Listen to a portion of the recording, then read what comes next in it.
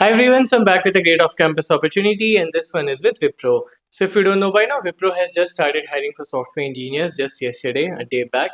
So this is a great opportunity for all of you people that are looking for a role right now. So in this video, we'll be talking more about the role, we'll be talking about the eligibility, and of course, I'm going to give you guys tips on how to get your resume shortlisted. So make sure to watch the complete video and then apply ASAP. We don't know how long the link is going to stay open, so make sure you're one of the early applicants and make sure to apply as soon as possible.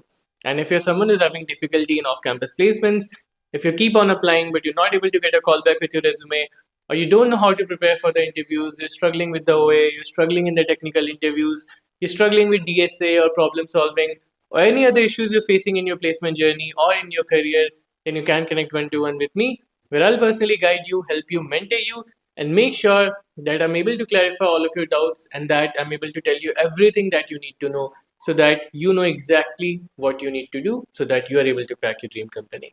So you can connect one to one with me. The link for that is going to be in the description box. All right, coming back to this opportunity, it's a very recent posting. It just got posted yesterday. Okay, I just saw this today morning only. So Wipro has made a post about developer hiring for L1 role. Okay, so the L1 role is a fresher role. It is an entry level software engineering role. They have not mentioned exactly which year is eligible or which year is not eligible or the YOE required. So they've not put any clarity about that. But the general assumption we can make for L1 roles and what I have seen for L1 roles in Wipro is that freshers are eligible. And I saw it on LinkedIn basically. A senior SD at Wipro had posted about it, and the person had also written that this is for freshers. This is eligible for freshers, and of course, we know that L1 allows entry level software engineering, freshers basically because it is an entry level.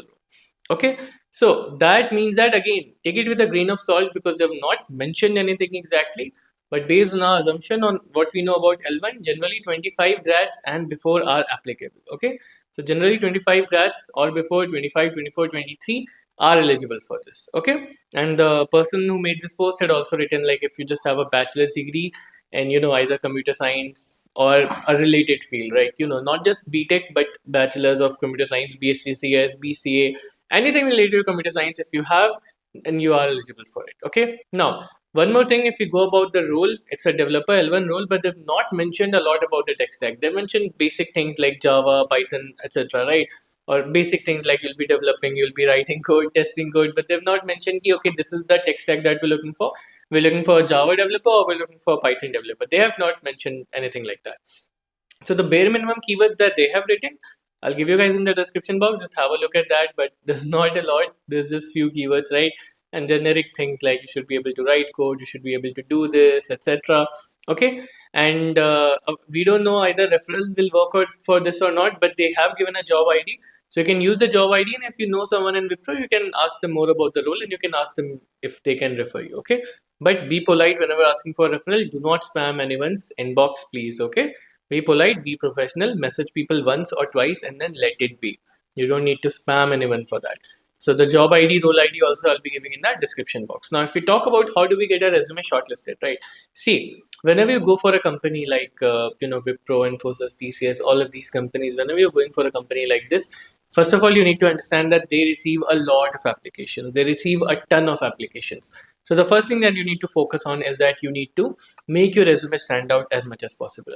How do you make your resume stand out? See, you have to understand what are you doing that others are not doing.